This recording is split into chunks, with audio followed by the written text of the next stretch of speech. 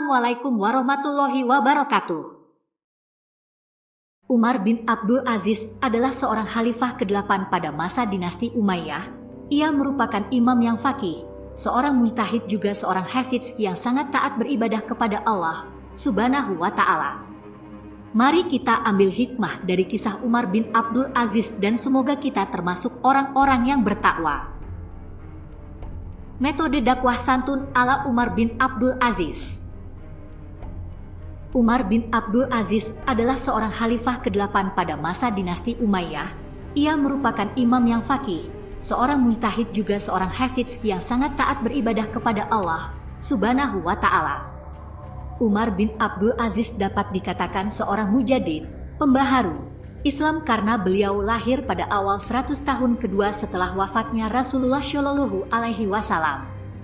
Dalam sebuah hadits, Rasulullah Shallallahu Alaihi Wasallam pernah bersabda yang artinya, sesungguhnya Allah Subhanahu wa Ta'ala akan mendatangkan untuk umatku pada setiap awal 100 tahun orang-orang yang membela agamanya. Hadis riwayat Abu Dawud. Berdasarkan hadits tersebut rasanya tidak keliru jika sebagian ulama menetapkan bahwa Umar bin Abdul Aziz adalah salah satu pembaharu dalam Islam.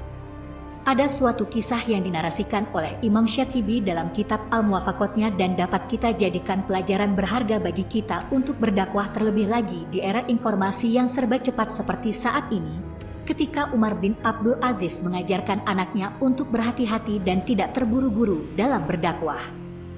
Tatkala Umar bin Abdul Aziz baru dilantik menjadi khalifah, anak Umar bin Abdul Aziz yaitu Abdul Malik segera menghampiri ayahnya dan bertanya dengan penuh semangat, "Wahai ayah, sekarang engkau telah menjadi khalifah, mengapa engkau tidak langsung segera memberantas korupsi yang merajalela, kemaksiatan dan kerusakan yang sedang dan sudah lama terjadi di masyarakat?"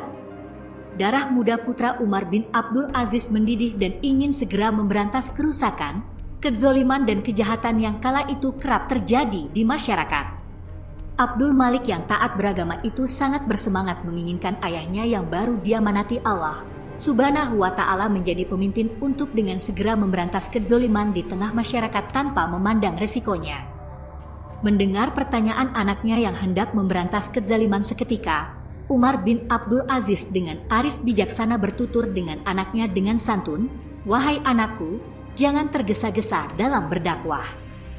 Tidakkah engkau dapat mengambil pelajaran bahwa Allah Subhanahu wa Ta'ala mencela minuman khamr sebanyak 2 kali terlebih dahulu dan baru mengharamkannya pada peringatannya yang ketiga kalinya.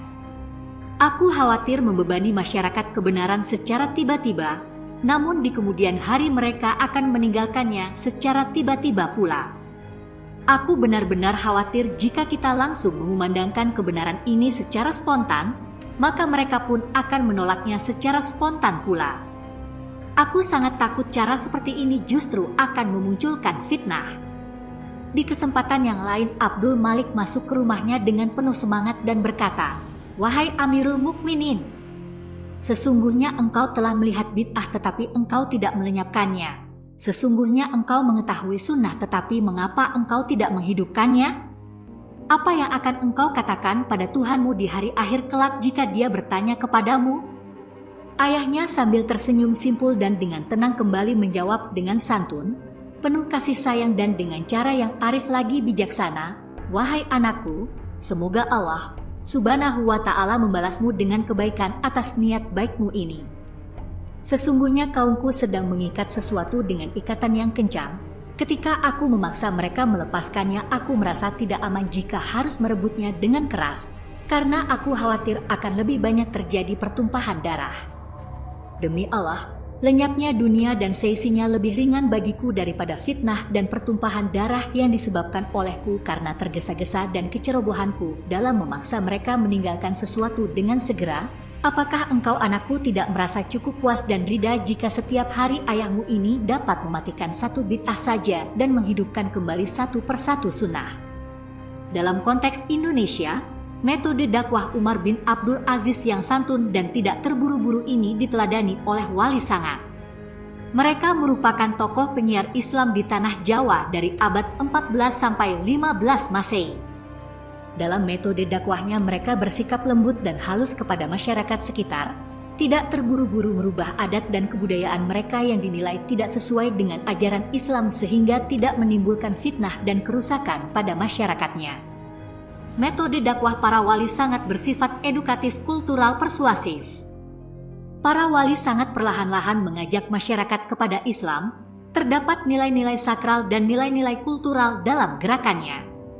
Sebagai contoh, Sunan Kalijaga menyadari bahwa masyarakat Jawa menyukai kesenian seperti gamelan, maka Sunan Kalijaga membeli gamelan pada masyarakat sekitar dan seperangkat gamelan yang ia beli itu ia namai Kiai Sekaten yang akan ia pakai sebagai media dakwah untuk menyiarkan agama Islam kepada masyarakat Demak dan sekitarnya. Walaupun Umar bin Abdul Aziz maupun para wali sangat kehadirannya sudah tidak ada di alam dunia. Kita tidak perlu gelisah melihat kenyataan ini. Gerakan dakwah mereka yang bersifat santun, ramah, toleran, tidak tergesa-gesa dalam menyiarkan agama Islam dan tidak melancarkan praktik-praktik konfrontatif sudah dilanjutkan oleh ulama, kiai, lembaga dakwah, pesantren, ormas muslim moderat dan media muslim modern yang gerakannya terinspirasi dan termotivasi oleh semangat dakwah Umar bin Abdul Aziz, para wali sangat dan para ulama moderat lainnya.